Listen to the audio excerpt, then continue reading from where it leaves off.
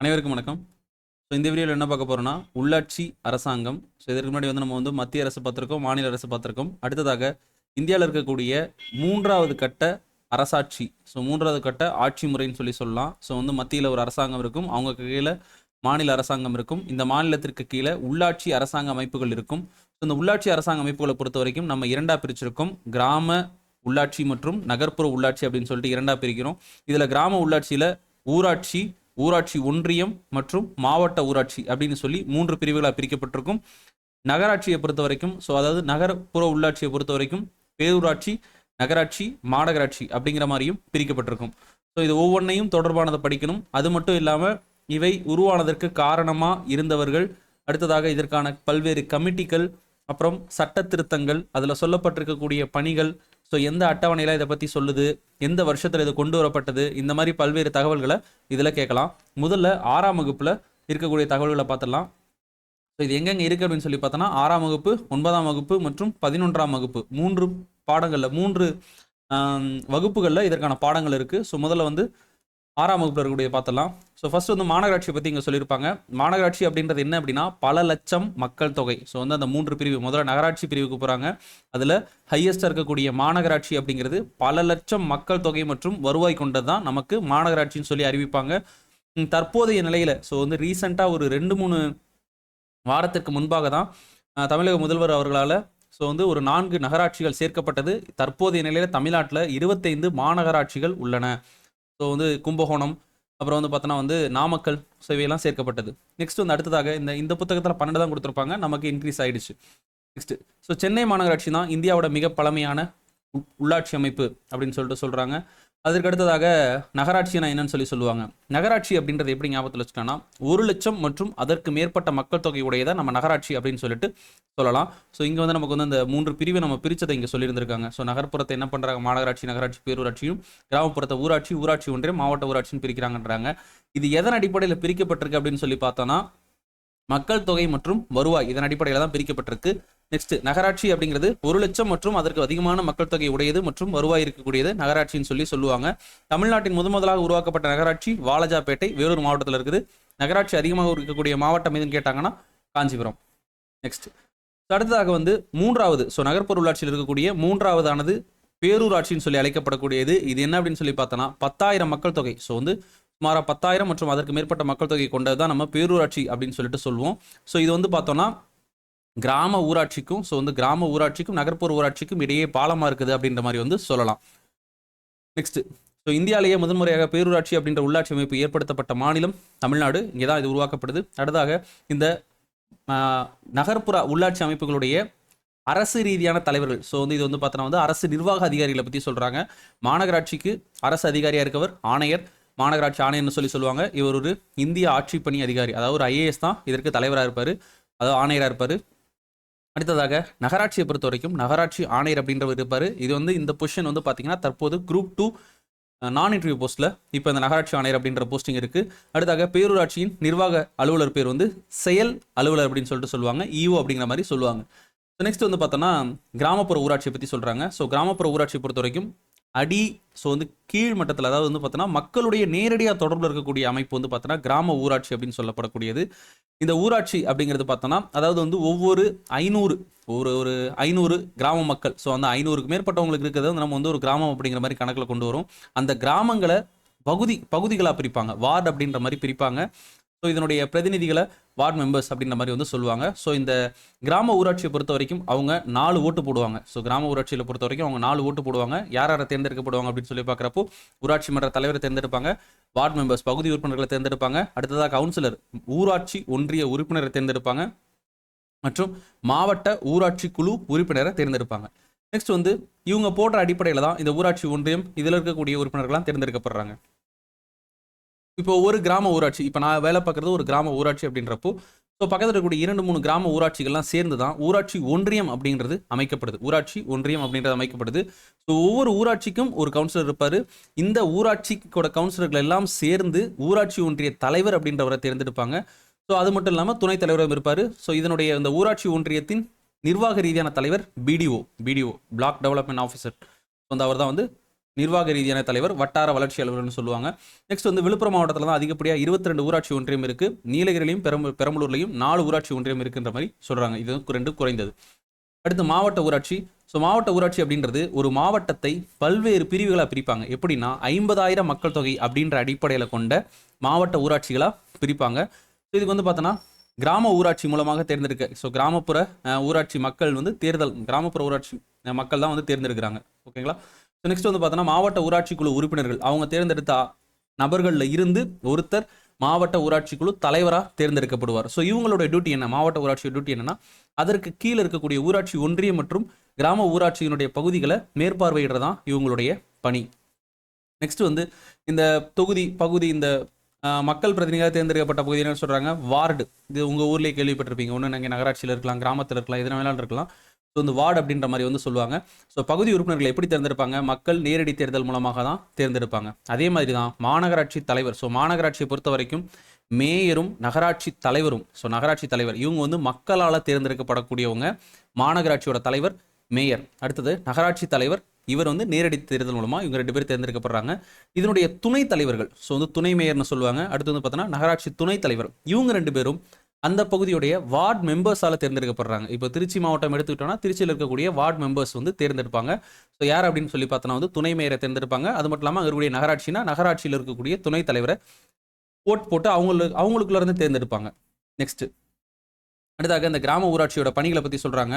So இதை பொறுத்த வரைக்கும் 2 பணிகளாக பிரிப்பாங்க. அவசிய பணி மற்றும் விருப்ப பணி அப்படின்ற மாதிரி வந்து 2ஆக பிரிப்பாங்க. ஸோ அவசிய பணி அப்படின்னா கட்டாயம் இதனை செயல்படுத்தணும் அப்படிங்கிற மாதிரி சில பணிகள், குடிநீர் வழங்குதல், அடுத்ததாக இந்த சாலைகள் அமைத்தல், கழிவுநீர், தெருவிளக்கு, இது போன்றவை. விருப்ப பணி அப்படிங்கிறப்போ இப்போ விளையாட்டு மைதானம் அமைக்கிறது. ஸோ இதுக்கெல்லாம் வந்து பார்த்தீங்கன்னா ஒரு விளையாட்டு மைதானம் அமைக்கிறதுலாம் அந்த இருக்கக்கூடிய அதை வந்து ஊராட்சி, இந்த கிராம ஊராட்சின்றது விருப்ப பணியாக விரும்பும் பட்சத்தில் இதை செய்யலாம்.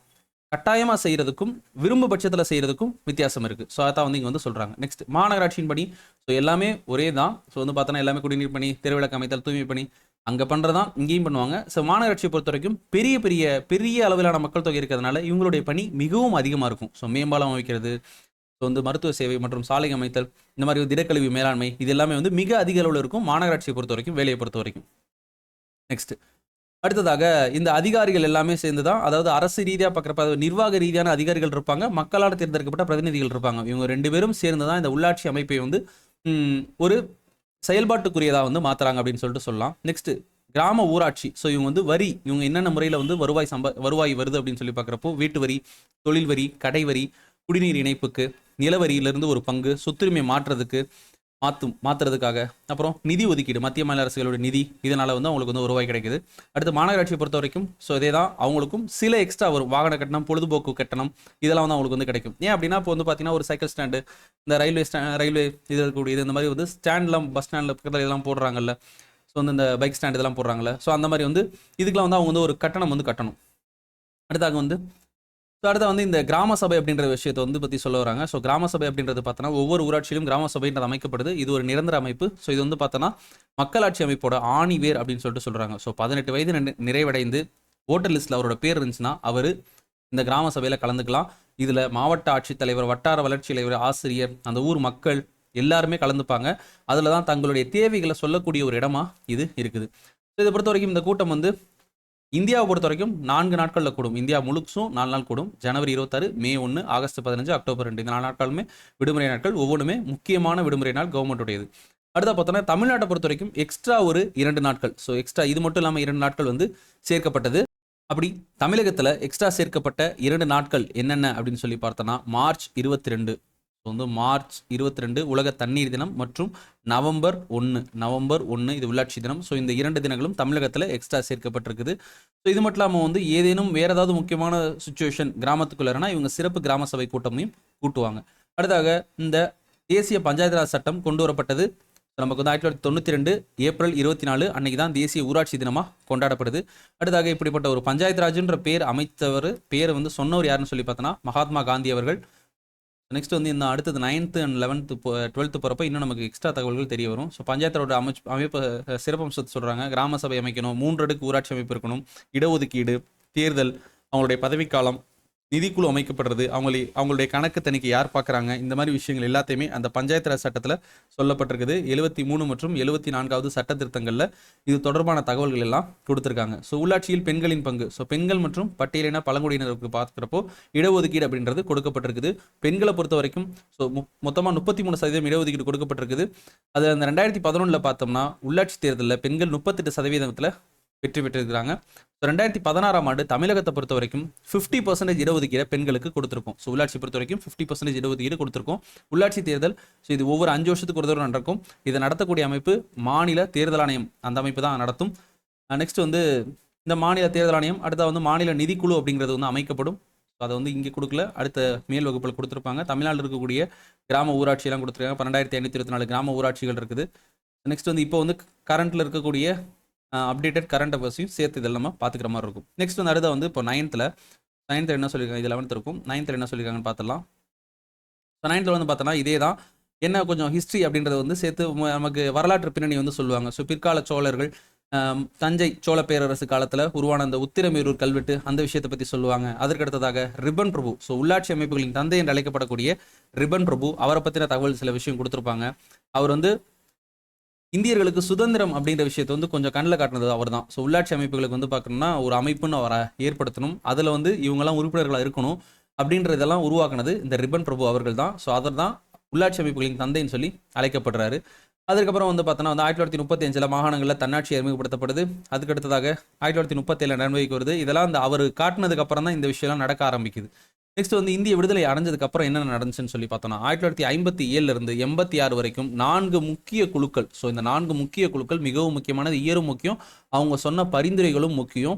நெக்ஸ்ட் வந்து இதற்கு முன்னாடி இந்த சமூக அபிவிருத்தி திட்டம், ஸோ நேஷனல் எக்ஸ்டென்ஷன் ஸ்கீம்னு சொல்லுவாங்க. ஸோ அது வந்து தேசிய நீட்டிப்பு சேவை. ஸோ அது மட்டும் இல்லாமல் சமூக அபிவிருத்தி திட்டம் வருஷம் 1952. ஸோ கம்யூனிட்டி டெவலப்மெண்ட் ப்ரோக்ராம் அப்படின்ற மாதிரி வந்து சொல்லுவாங்க, சிடிபி அப்படின்றது போடப்பட்டது. இது எல்லாம் எதற்காக அப்படின்னு சொல்லி பார்த்தீங்கன்னா அதிகார பரவலாக்கம் அப்படின்ற காரணத்துக்காக தான் போடப்படுது. ஸோ வந்து மத்திய மாநிலம் அந்த அரசுகள்கிட்ட இருந்து அதிகாரம் அப்படின்றது மக்கள் கிட்ட போகணும் அப்படின்றதுக்காக தான் இந்த திட்டங்கள் எல்லாம் போடப்பட்டது. இதற்கப்புறம் வந்து பார்த்தோம்னா நமக்கு பல்வேறு குழுக்கள் அதெல்லாம் வரும். அதில் முக்கியமாக பல்வந்த்ராய் மேத்தா குழு 1957 அமைக்கப்பட்டிருக்கும். ஸோ அடுத்ததாக வந்து அது வந்து வரும்.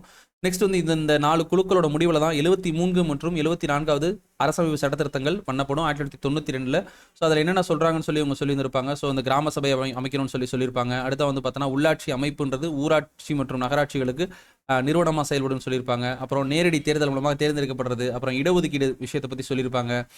நெக்ஸ்ட் வந்து பெண்களுக்கான இடஒதுக்கீடு, இந்த இதெல்லாமே, அப்புறம் 5 ஆண்டு பதவிக்காலம், இந்த மாதிரி பல்வேறு தகவல்களை அந்த 1992 சட்ட திருத்தத்தில் சொல்லியிருப்பாங்க. இந்த 4 குழுக்களும் நாங்கள் நோட் பண்ணி வச்சுருக்கோம், பார்த்துங்க. பல்வந்த்ராய் மேத்தா குழு, அசோக் மேத்தா குழு, நெக்ஸ்ட் வந்து GVK ராவ் குழு, LM சிங்வி குழு. ஸோ பல்வந்த்ராய் மேத்தா 1957, அசோக் மேத்தா 77 ஞாபகத்தில் வச்சுக்கோங்க, 77 வந்துச்சுன்னா அசோக் மேத்தா. ஸோ அதை வச்சு ஈஸியாக போடலாம். GVK ராவ் குழு 85. ஸோ LM சிங்விக்கு முன்னாடின்னு சொல்லி ஞாபகத்தில் வச்சுட்டா இது ஈஸியாக வந்துடும். LM சிங்வி குழு வந்து 1986, மிக மிக முக்கியமானது. இவர் சொன்ன அறிக்கையின் அடிப்படையில் தான் 73 மற்றும் 74வது அரசமைப்பு சட்ட திருத்தம் 1992 மேற்கொள்ளப்பட்டிருக்கும். இது தொடர்பான தகவல் 12ஆம் வகுப்பில் கொடுத்துருப்பாங்க.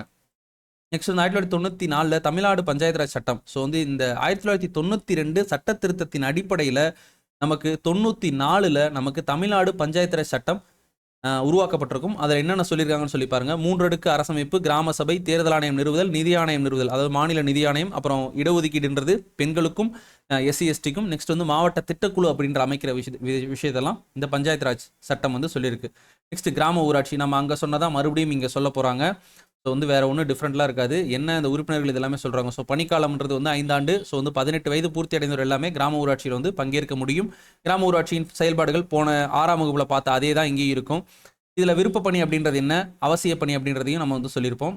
ஸோ வந்து விருப்ப பணி அப்படிங்கிறது 1994 சில விருப்ப பணின்றது நமக்கு வந்து பார்த்தோம்னா அவங்களாம் நினச்சா பண்ணலாம் அப்படிங்கிற மாதிரி விஷயத்தை. ஸோ திருவிழா நடத்துறது, மரம் நடுறது, விளையாட்டு மைதானம் பராமரிக்கிறதுலாம் விருப்ப பணி. கட்டாயமாக பண்ணுறது அப்படின்றது நமக்கு வந்து மேலே சொல்லியிருக்கோம். கட்டாயமாக அதை பண்ணி ஆகணுன்றது இந்த கிராம ஊராட்சி. குடிநீர் வழங்குதல், தெருவிளக்குகளை பராமரித்தல், சாலைகளை பராமரித்தல், இது எல்லாமே வந்து கட்டாயம். இது விருப்ப பணி. ரெண்டுக்கும் டிஃப்ரெண்ட் இருக்குது. நெக்ஸ்ட் வந்து வருவாயை பொறுத்த வரைக்கும் 3 அடுக்கு, அதாவது கிராம ஊராட்சியை பொறுத்த வரைக்கும் நமக்கு வந்து இந்த கிராமப்புற அமைப்பு இருக்குல்ல, அதில் கிராம ஊராட்சி மட்டும்தான் வரி விதிக்க முடியும். இந்த கிராம ஊராட்சி, ஊராட்சி ஒன்றியம் மற்றும் மாவட்ட ஊராட்சி, இந்த 3ல் கிராமப்புற ஊராட்சி மட்டும்தான் வரி விதிக்கக்கூடிய அதிகாரம் இருக்குது, மற்ற 2 பேருக்கும் கிடையாது. தமிழ்நாட்டில் உள்ள இந்த காஞ்சிபுரம் மாவட்டத்தில் உத்திரமேரூர் கல்வெட்டு முதலாம் பராந்தக சோழனுடைய காலத்தை சேர்ந்தது. அதில் நமக்கு இந்த குடவோலை முறையை பற்றி சொல்லியிருந்திருக்காங்க. நெக்ஸ்ட் வந்து இந்த தமிழ்நாட்டில் இருந்த சட்டங்கள் சம்மந்தமாக சொல்கிறாங்க. 1950 மதராஸ் கிராம பஞ்சாயத்து சட்டம். நெக்ஸ்ட் வந்து அடுத்ததாக 1958 மதராஸ் பஞ்சாயத்து ராஜ் சட்டம், மதராஸ் மாவட்ட வளர்ச்சி கவுன்சில் சட்டம் இதெல்லாமே இயற்றப்பட்டிருக்கு அப்படின்னு சொல்கிறாங்க. ஸோ அந்த கிராம ஊராட்சி போடப்படக்கூடிய வரிகளை சொல்கிறாங்க. போன 6ஆம் வகுப்பில் சொன்னதான் இங்கேயும் சொல்கிறாங்க. கிராம சபை அந்த 4 நாட்கள் சொன்னோம்ல, எக்ஸ்ட்ரா நமக்கு 2 நாள் சேர்ந்து அந்த 2 நாளும் சேர்த்துக்கணும். மார்ச் 22 நவம்பர் 1 சேர்த்துக்கணும். ஊராட்சி ஒன்றியம்னா என்ன? கிராமங்கள். ஸோ பல்வேறு ஊராட்சிகள் சேர்ந்தது ஊராட்சி ஒன்றியம் சொல்லி அழைக்கப்படுது. அதனுடைய உறுப்பினர்கள் கவுன்சிலர் அப்படின்னு சொல்லிட்டு சொல்கிறாங்க. இவங்க எல்லாரும் சேர்ந்து தங்களுடைய ஒரு ஊராட்சி ஒன்றிய தலைவரை தேர்ந்தெடுப்பாங்க. அடுத்தாக இவங்களுடைய பணி என்ன? ஸோ வந்து கிராம ஊராட்சிக்கு இருக்கக்கூடிய அதே பணி தான் இவர்களுக்கும் இருக்கும். இவர்களுக்கு மேலே இருக்கக்கூடிய அமைப்பு தான் நமக்கு வந்து பார்த்தோம் அப்படின்னா நமக்கு வந்து மாவட்ட ஊராட்சி அப்படின்றது. ஸோ இதனுடைய பணிகளை மேற்பார்வையிடுறவங்க மாவட்ட ஆட்சியர், திட்ட அலுவலர், சம்மந்தப்பட்ட வட்டார வளர்ச்சி அலுவலர் பிடிஓ அப்படின்றவங்க தான் பார்த்துப்பாங்க. இதை போன இதிலே பார்த்தோம், அதே தான் இங்கே வரும். நெக்ஸ்ட் வந்து மாவட்ட ஊராட்சினா என்ன? ஸோ 50,000 மக்கள் தொகை கொண்ட அடிப்படையில் மாவட்டம் பல்வேறு மாவட்ட ஊராட்சியாக பிரிக்கப்படும். இவங்களுடைய பதவிக்காலம் 5 ஆண்டு. நெக்ஸ்ட் வந்து மாவட்ட ஊராட்சியோட டியூட்டி என்ன? கிராம ஊராட்சியும் ஊராட்சி ஒன்றியத்துடைய பணிகளை மேற்பார்வையிட்டதான் இவங்களோட டியூட்டி. நகர்ப்புற உள்ளாட்சின்றது போகிறாங்க. பேரூராட்சி, நகராட்சி, மாநகராட்சி. காந்தியடிகள் என்ன சொன்னார்னு சொல்லியிருந்திருப்பாங்க. ஸோ காந்தியடிகள் வந்து கிராம சுயராஜ்யம் இருக்கணும்னு சொல்லிட்டு தான் இவர் வந்து ஆசைப்பட்டது. அதிகாரம் அப்படின்றது கிராம மக்களிடையே பகிர்ந்தளிக்கப்படுறதா இருக்கணும்னு சொல்லிட்டு அவர் சொல்லியிருந்திருப்பாரு. அந்த இதை படித்து பார்த்துங்க. நெக்ஸ்ட் பேரூராட்சி 10,000க்கும் அதிகமான மக்கள் சொல்லியாச்சு. ஸோ இவங்களுக்கும் அதே தான். அடுத்ததாக இந்த பேரூராட்சியை பொறுத்த வரைக்கும் அரசு ரீதியாக இருக்கவர் வந்து செயல் அலுவலர் இஓ அப்படின்னு சொல்லிட்டு சொல்லுவாங்க. நகராட்சியை பொறுத்த வரைக்கும் நகராட்சி ஆணையர் அப்படின்றவர் இருப்பார். அடுத்து மாநகராட்சியை பொறுத்த வரைக்கும் மேயர் மற்றும் துணை மேயர் இருப்பாங்க. இவர்களுக்கு நிர்வாக ரீதியாக தலைவர் யாருன்னு சொல்லி பார்க்குறப்போ மாநகராட்சி ஆணையர். தமிழ்நாட்டில் 12ன்னு சொல்லியிருக்காங்க, இப்போ 25 ஆயிடுச்சு. இது பழைய எடிஷன். நெக்ஸ்ட் அடுத்தாக சென்னை மாநகராட்சி கட்டிடத்திற்கு எந்த ஆங்கிலேய பிரபுவோட பேர் சூட்டப்பட்டிருக்கு? முதல்ல பார்த்தோம்ல, அவர் பேர் தான். ஸோ ரிப்பன் பிரபுவோட பேர் தான் சூட்டப்பட்டிருக்கும். நெக்ஸ்ட் அடுத்தாக மாநகராட்சி தலைவருடைய பணிகள். ஸோ இதுதான் வந்து நமக்கு வந்து அதே தான் வரும். ஸோ வந்து பார்த்தீங்கன்னா மேயரோட பணி என்ன? அவர் வந்து மாநகராட்சி உறுப்பினர்களுக்கும் ஸோ அரசுக்கும் ஒரு பாலமாக இருப்பார். அப்புறம் கூட்டங்களுக்கு தலைமை ஏற்பார். வெளிநாட்டு பிரமுகர்லாம் வந்தால் உசரிப்பார். அப்புறம் வேறு என்ன நகர்ப்புற பஞ்சாயத்து இருக்குன்னு சொல்லி பார்த்தோம் அப்படின்னா இராணுவ குடியிருப்பு, நகர்ப்பகுதி, அறிவிக்கப்பட்ட பகுதி குழுக்கள், துறைமுக பொறுப்பு கழகம். ஏன்னா வந்து அந்தந்த பகுதியில் இருக்கக்கூடிய நகர்ப்புற பகுதியில் இருக்கிறதுக்கும் அதற்கான தனியான நகராட்சி அமைப்புகள் அமைக்கப்பட்டு இருக்கும். ஸோ தமிழ்நாடு உள்ளாட்சி அமைப்புகள் தேர்தலை யார் ஹேண்டில் பண்ணுறாங்க? மாநில தேர்தல் ஆணையம் தான் நடத்துது. நெக்ஸ்ட் இவருடைய பிரச்சனை, உள்ளாட்சி அமைப்புகளுடைய பிரச்சனைன்னு சொல்லிட்டு சில விஷயம் சொல்லியிருப்பாங்க. இது வந்து கொஞ்சம் லைட்டாக பார்த்து வச்சுக்கோங்க. இது ஒன்றும் பெருசாக கேட்கறதுக்கு இல்லை. இது வந்து பிலிம்ஸ் லெவலில் பெருசாக ஒன்றும் இருக்க போகிறதில்ல. நெக்ஸ்ட் வந்து அடுத்த நகராட்சி தலைவராக பெரியார் அவர்கள் 1917 வந்து ஈவே ராமசாமி அவர்கள் வந்து ஈரோடு நகராட்சியோட தலைவராக பணிபுரிஞ்சிருப்பாரு. ஸோ அப்போ தான் வந்து ஈரோடு மக்களுக்கு வந்து குடிநீர் வசதி, சுகாதார வசதிகளை ஏற்படுத்தி தந்திருப்பாரு. 1919 குழாய் மூலம் குடிநீர் விஷயத்தில் பெரியார் வந்து செயல்படுத்திட்டார். எந்த வருஷம்? 1919. ஸோ இந்த திட்டத்தில் நகராட்சி நிர்வாகத்திலே முதலாக பண்ணவர் பெரியார் அப்படின்னு சொல்லிட்டு சொல்கிறாங்க. நெக்ஸ்ட் அடுத்து வந்து 11ஆம் வகுப்பில் இந்த பாடத்தில் கொஞ்சம் நமக்கு அந்த அட்டவணை சில தகவல் எல்லாமே நமக்கு வந்து கொடுத்துருந்துருப்பாங்க. ஆரம்பத்தில் நமக்கு வந்து முதல் 2-3 பேஜில் எதுவும் படிக்கிற மாதிரி இருக்காது. உள்ளாட்சினா என்ன அப்படின்ற மாதிரி தான் சொல்லிட்டு இருந்திருப்பாங்க. இந்த இடத்துல வந்து நமக்கு வந்து இந்த நகராட்சியை பிரிக்கக்கூடிய அந்த பிரிவுகளை சொல்லியிருப்பாங்க. நகராட்சியை என்னென்ன பிரிக்கிறாங்க? மாநகராட்சி, நகராட்சி, நகரியம்னு சொல்லி ஒரு அமைப்பு. நெக்ஸ்ட் வந்து பேரூராட்சி, பாளைய வாரியம், இந்த மாதிரிலாம் பிரிக்கிறாங்கன்னு சொல்லி சொல்கிறாங்க.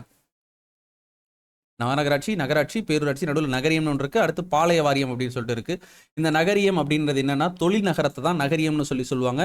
இராணுவ அமைப்பு இருக்கிறத பாளைய வாரியம் அப்படின்ற மாதிரி சொல்லுவாங்க. நெக்ஸ்ட் வந்து இந்த நகராட்சியை பொறுத்த வரைக்கும் வகை 1, 2 இந்த மாதிரி பிரிச்சிருப்பாங்க. இது எதன் அடிப்படையில்னா மக்கள் தொகை அடிப்படையில் தான் பிரிச்சிருந்திருப்பாங்க. ஸோ பல்வேறு நாடுகளுடைய இது இங்கெல்லாம் நீங்கள் ஒன்றும் படிக்கிற மாதிரி இருக்காது. நம்ம இந்தியாக்குள்ளே நம்ம பார்த்தா மட்டும் போதும். ஸோ இங்கே நமக்கு இந்த இடத்துல தான் ஆரம்பிக்கும். ஐ திங்க் 6வது பேஜ்லேருந்து ஆரம்பிக்குதுன்னு நினைக்கிறேன். ஸோ இந்தியாவில் வந்து உள்ளாட்சி அமைப்புகளின் தோற்றம் இங்கே வந்து பார்த்தீங்கன்னா இந்த இடத்துல பெருசாலாம் ஒன்றும் இருந்திருக்காது. நம்ம டேரெக்டாகவே உள்ளே போயிடலாம். ஸோ அர்த்த சாஸ்திரத்தில் சொல்லியிருப்பாங்க. அதுக்கப்புறம் சோழர் காலம், களப்பிரர் காலம் எல்லாத்துலேயுமே இருக்குது அப்படின்ற மாதிரி வந்து சொல்கிறாங்க. நெக்ஸ்ட் வந்து இந்த முதலாம் ராஜராஜ சோழன் காலத்தில் நடந்த விஷயத்தை ஒன்று சொல்லியிருந்திருப்பாங்க. இங்கே வந்து பராந்தக சோழன் காலத்தில் உத்திரமேரூர் கல்வெட்டு நடந்ததை பற்றி சொல்லியிருந்திருப்பாங்க. நெக்ஸ்ட் வந்து வீரநாராயண சதுர்வேதி மங்கலம்ன்ற ஊரோட மகாசபைக்கு துரோகம் இழைத்த துரோகிகளோட சொத்துக்களை பறிமுதல் செய்கிறத ராஜராஜ சோழனுடைய கல்வெட்டில் வந்து நம்ம பார்க்குறோன்னு சொல்லி சொல்கிறாங்க. நெக்ஸ்ட் வந்து ஸோ வந்து எல்லா அரசுலையும் பார்த்தீங்கன்னா நிர்வாக ரீதியாக பிரிக்கப்படுறப்போ மாகாணம், நாடுன்றது மாகாணம் பிரிக்கப்படும், மாகாணம் மாவட்டமாக பிரிக்கப்படும், மாவட்டங்கள் வந்து கிராமங்களாக பிரிக்கப்படும். ஸோ இந்த மாதிரி அமைப்பு தான் வந்து நமக்கு வந்து இருக்கும். நீங்கள் எந்த ஒரு அரசை வேணாலும் எடுத்துக்கலாம். விஜயநகர பேரரசாக இருக்கலாம், இல்லை வந்து நீங்கள் இது சிவாஜியுடைய பேரரசாக இருக்கலாம், முகலாயர்களாக இருக்கலாம், சுல்தான்களாக இருக்கலாம், எல்லாமே வந்து நடக்கும். அடுத்த வந்து பார்த்தீங்கன்னா பிரிட்டிஷ்காரங்க வந்ததுக்கப்புறமேட்டுமே அதே மாதிரி தான் பிரிச்சிருப்பாங்க. மாகாணம், மாவட்டம் இந்த மாதிரி தான் பிரிச்சிருந்திருப்பாங்க. நெக்ஸ்ட் இந்த ரிப்பன் பிரபு அங்கே பார்த்து தான் இங்கேயும் நம்ம சொல்கிறாங்க. அடுத்ததாக இந்த 1900 இவர் உருவாக்குனதுக்கு அப்புறம் தான் இந்த இரட்டை அரசு முறை அப்படின்றதெல்லாம் வருது. அதுக்கப்புறம் 1935 சுயாட்சின்ற விஷயத்தை கொண்டு வராங்க. நெக்ஸ்ட் வந்து இந்த விதி 40 இங்கே வந்து பார்த்தீங்கன்னா நமக்கு வந்து இந்த விதி 40 அப்படின்றது அரசு வழிகாட்டு நெறிமுறையில் சேர்க்கப்பட்டிருக்கும். அதாவது கிராம பஞ்சாயத்தை ஏற்படுத்தணும்னு சொல்லி அரசுக்கு நெறிமுறையை வந்து கொடுத்துருந்துருப்பாங்க. 1952 சமூக மேம்பாட்டு திட்டம். ஸோ இதான் வந்து நமக்கு வந்து கம்யூனல் டெவலப்மெண்ட் ப்ரோக்ராம் அப்படின்றது அமைக்கப்படுது. இதற்கு அடுத்ததாக நமக்கு 1953 வாக்கில் தான் நேஷனல் எக்ஸ்டென்ஷன் ஸ்கீம் ஆக்கப்பட்டிருக்கும். இது ரெண்டையும் வந்து ரிவ்யூ பண்ணுறதுக்காக தான் பார்த்தோம்னா நமக்கு வந்து பல்வந்த்ராய் மேத்தா குழு அப்படிங்கிறது அமைக்கப்படும். அதற்கப்புறம் 1977 மேத்தா குழு, அசோக் மேத்தா குழு அமைக்கப்படும். அப்புறம் GVK ராவ் குழு, வந்து LM சிங்வி குழு, இந்த குழுலாம் பார்க்குற மாதிரி இருக்கும். நெக்ஸ்ட் ஸோ இந்த குழுக்கள் நம்ம சொன்ன தகவல் தான் சொல்லியிருந்திருப்பாங்க. மீண்டும் மீண்டும் அதே தான் வந்துகிட்டு இருக்கும். அதுக்கப்புறம் வந்து பார்த்தீங்கன்னா இந்த குழுக்கள் நம்ம சொன்னல இதுதான். அப்புறம் வந்து இந்த ஒவ்வொரு குழுவில் என்ன சொல்லியிருப்பாங்கன்னு சொல்லி கேட்கலாம். ஃபர்ஸ்ட் எடுத்தோன்னே நமக்கு வந்து இந்த பல்வந்த்ராய் குழுவை பொறுத்த வரைக்கும் 3 அடுக்கு கிராம ஊராட்சியை வந்து அவங்க வந்து சொல்லியிருந்திருப்பாங்க. அசோக் மேத்தா குழுவை பொறுத்த வரைக்கும் 2 அடுக்கு குழு தான் சொல்லியிருந்திருப்பாரு. 2 அடுக்கு குழு தான் வந்து சொல்லியிருந்திருப்பாரு. நெக்ஸ்ட் வந்து அதுக்கப்புறம் GVK ராவ் குழு, அப்புறம் LM சிங்வி குழு, இவங்கெல்லாம் என்ன சொன்னாங்கன்னு சொல்லிட்டு நமக்கு முன்னாடி இருக்கும். அதையும் பார்த்து வச்சுக்கோங்க. நெக்ஸ்ட் 1989 நமக்கு சட்ட திருத்தம் கொண்டு வந்திருப்பாங்க. ஆனால் அது நிறைவேற்றப்பட்டு இருக்காது. அதற்கப்புறம் 1992 தான் LM சிங்வி சொன்ன கருத்துக்களை நம்ம மாநிலங்களவையில் நிறைவேறி 73 மற்றும் 74வது சட்ட திருத்தங்கள் உருவாயிருக்கும். ஸோ இது 1993 நிறைவேறி இருக்குது. இதன் அடிப்படையில் தான் ஒரு வருஷத்துக்குள்ளார அனைத்து மாநிலங்களும் சட்டம் போடணும்னு சொல்லியிருப்பாங்க. நம்மளுடைய தமிழகமும் 94 சட்டம் போட்டிருப்பாங்க. ஸோ இந்த சட்டத்திட்டத்தின் அடிப்படையில் இந்திய அரசமைப்பில் பகுதி 9 மற்றும் 9A அப்படிங்கிற மாதிரி வந்து 2 பிரிவுகள் இணைக்கப்பட்டிருக்கும். சட்டப்பிரிவுகள் 243 243 ZG இது வரைக்கும் சேர்க்கப்பட்டிருக்கும். ஸோ இதனால் நடந்த விஷயங்களை பற்றி சொல்லியிருப்பாங்க. 73 அப்படிங்கிற எதை பற்றி சொல்லும் அப்படின்னு சொல்லி பார்த்தோன்னா கிராம பஞ்சாயத்தை பற்றி சொல்லும். ஸோ கிராம பஞ்சாயத்தை பற்றி சொல்லும். இதில் 2 பிரிவு இருக்கும். 20 லட்சம் மக்கள் தொகைக்கு மேற்பட்டவர்கள், 20 லட்சம் மக்கள் தொகைக்கு குறைவாக இருக்கவங்க. 20 லட்சத்துக்கு மேற்பட்டவங்க இருந்தாங்கன்னா 3 அடுக்கு இருக்கணும்னு சொல்லி சொல்லும். 20 லட்சத்துக்கு கம்மியாக இருந்தாங்க அப்படின்னு சொல்லுன்னா 2 அடுக்கு இருந்தால் போதும் அப்படிங்கிற மாதிரி வந்து சொல்லும். ஸோ அடுத்து வந்து பார்த்தோன்னா வந்து இந்த கிராம பஞ்சாயத்தோட எல்லை, அடுத்து வந்து பார்த்தோன்னா பஞ்சாயத்து யூனியன் எல்லை, இது எல்லாத்தையும் முடிவு பண்ணுற அதிகாரம் யார்கிட்ட இருக்குன்னு கேட்கலாம். மாநில ஆளுநர் கிட்ட தான் இருக்குது. நெக்ஸ்ட் வந்து புதிய அட்டவணை 11வது அட்டவணை கிராம பஞ்சாயத்தை பற்றி சொல்லும். அதில் கட்டாயப்பணி, விருப்பப்பணி தொடர்பான தகவல்களை சொல்லியிருப்பாங்க. அடுத்ததாக ஸோ இந்த கிராம சபை, அப்புறம் வந்து பார்த்தீங்கன்னா கிராம சபை எத்தனை தடவை கூடணும், இந்த மாதிரி பல்வேறு விஷயங்களை வந்து சொல்லியிருந்திருப்பாங்க. ஸோ 11வது அட்டவணையில் என்னென்ன சொல்கிறாங்கன்னு சொல்லி பார்த்துக்கோங்க. இதெல்லாம் என்னென்ன பண்ணணும் அப்படிங்கிற மாதிரி வந்து சொல்கிறாங்க. ஸோ வந்து ஒரு கிராம ஊராட்சி என்னென்ன பண்ணணும் அப்படிங்கிற விஷயத்தை இதில் வந்து குறிப்பிட்டிருக்காங்க. எல்லாமே வந்து அவங்க என்ன சொல்லுறதா நல்லதான் சொல்லியிருந்திருப்பாங்க. ஸோ பொது விநியோக முறை இதெல்லாம் பாருங்கள். ஸோ நமக்கு வந்து நார்மலாக மக்களுக்கு கொடுக்கப்பட வேண்டிய விஷயத்தை தான் இங்கே வந்து சொல்லியிருப்பாங்க. நெக்ஸ்ட் வந்து இந்த இடஒதுக்கீடு தொடர்பான விஷயங்களை சொல்லியிருக்காங்க. அப்புறம் இதில் தேர்ந்தெடுக்கப்படக்கூடியவர்களுடைய தகுதி என்னவாக இருக்கணும், சட்டமன்றத்தில் தேர்ந்தெடுக்கப்படக்கூடிய என்னென்ன தகுதிகளோ அதே தான் இந்த பஞ்சாயத்து ராஜ் தேர்தலுக்கும் இருக்கும். அப்புறம் எத்தனை ஆண்டுகள் பதவிக்காலம்னு சொல்லி கேட்டோம்னா 5 ஆண்டுகள் அப்படின்றத சொல்லணும். நெக்ஸ்ட் ஸோ பஞ்சாயத்து ராஜ் பொன்விழா ஆண்டு இது அக்டோபர் 2 1959 தான் ராஜஸ்தான் மாநிலம் நகவூரில் பஞ்சாயத்து ராஜுக்கு அடிக்கல் நாட்டுறாங்க நேரு அவர்கள். ஸோ அந்த நாள்லேருந்து நமக்கு பொன்விழா ஆண்டுன்றது கொண்டாடப்பட்டிருக்கு அப்படிங்கிற மாதிரி வந்து சொல்கிறாங்க. ஸோ இதுலேருந்து நமக்கு என்ன கொஸ்டின் கேட்கலாம்னா, முதலாக பஞ்சாயத்து ராஜுக்கு அடிக்கல் நாட்டப்பட்டது எந்த ஊர்லன்னு சொல்லி கேட்கலாம். ராஜஸ்தானில் இருக்கக்கூடிய நகவூர், அங்கே தான் வந்து முதல்ல பண்ணுறாங்கன்னு சொல்லி தெரிஞ்சுக்கலாம். நெக்ஸ்ட் வந்து 74வது சட்ட திருத்தம் என்ன சொல்லுது அப்படின்னா, நமக்கு வந்து நகர்ப்புற பஞ்சாயத்து ராஜ் அப்படின்றத பற்றி சொல்லுது. இதில் இந்த பாளைய வாரியம்ன்றது என்ன, நமக்கு இராணுவ குடியிருப்பு தொடர்பானது. அப்புறம் நகரியம் அப்படின்றது தொழில் அப்படின்றத பற்றி சொல்கிறது. நெக்ஸ்ட் கிராம சபை கூட்டத்தை பற்றி சொல்லியிருக்காங்க. அப்புறம் அந்த வார்டு மெம்பர்ஸ், பேரூராட்சினா என்ன, நகராட்சினா என்ன, எவ்வளோ மக்கள் தொகை இருக்காங்க, அந்த நகராட்சியில் சும்மா இவங்க 3 வகை கொடுத்துருப்பாங்க. ஸோ வந்து 1 லட்சம் அதற்கு மேல் இருக்குது A, 50லேருந்து 1 லட்சம் B, 50,000 கீழே இருக்கிறது C அப்படின்ற மாதிரி பிரிச்சிருக்காங்க. ஏன்னா பேரூராட்சின்றது 10 to 10,000 அதுக்கு மேற்பட்டது ஒரு 20,000 வரைக்கும் இருக்கலாம். நெக்ஸ்ட் வந்து பார்த்தீங்கன்னா அந்த நகரசபை எத்தனை தடவை கூடணும், நகரத்துக்கு சரி வருஷத்துக்கு ஒரு தடவையாவது கூடணும். அப்புறம் குழுக்கள் அமைக்கிறது. ஸோ வந்து ஒவ்வொரு நகராட்சியும் சரி அண்ட் ஆல்சோ மாநகராட்சியும் சரி குழுக்கள் அமைப்பாங்க. சட்டப்பூர்வ குழுக்கள், சட்டப்பூர்வமற்ற குழுக்கள், அதாவது வந்து தேவையின் அடிப்படையில் குழு எல்லாமே அமைப்பாங்க. எப்படி பாராளுமன்ற குழுக்களோ அதே மாதிரி தான் தேர்ந்தெடுக்கப்படுறாங்க. அப்புறம் நகர்மன்றத்தினுடைய தலைவர், அப்புறம் மாநகராட்சிக்கு மேயர், இது தொடர்பான தகவல்லாம் கொடுத்துருந்துருப்பாங்க. நெக்ஸ்ட் ஸோ 12வது அட்டவணை. ஸோ நகராட்சிக்கான அதிகாரம் பொறுப்புகளை பற்றி சொல்கிறாங்க. நகராட்சி என்னென்ன பண்ணணும் அப்படின்ற விஷயத்தெல்லாம் 12வது அட்டவணையில் சொல்லியிருந்திருப்பாங்க. அடுத்தாக மாநில நிதிக்குழு ஒவ்வொரு 5 ஆண்டுக்கும் ஒரு முறை உள்ளாட்சி தொடர்பான பணிகளை ஆராயறதுக்காக, உள்ளாட்சி தொடர்பான நிதி தேவைகளை ஆராயறதுக்காக இந்த மாநில நிதிக்குழு அப்படிங்கிறது அமைக்கப்படும். அவ்வளோதான். நெக்ஸ்ட் மாநகராட்சினா என்ன, நம்ம அங்கே சொன்னதாக எங்கள் எக்ஸ்ட்ரா கொஞ்சம் கொடுத்துருந்துருப்பாங்க, வேற ஒன்றும் பெருசாலாம் இருந்திருக்காது. அப்படியே ரீட் பண்ணி பார்த்துருங்க. ஸோ வந்து இதில் வந்து 12வது அட்டவணையில் டோட்டலாக வந்து 18 பணிகளை வந்து நமக்கு வந்து சேர்த்திருக்காங்க. நகராட்சிக்காக சேர்க்கப்பட்டிருக்கக்கூடிய பணிகள் எத்தனைன்னு சொல்லி பார்த்தோன்னா 18 சப்ஜெக்ட்ன்றது 12வது அட்டவணையில் 18 சப்ஜெக்ட் அப்படின்றது இருக்குது.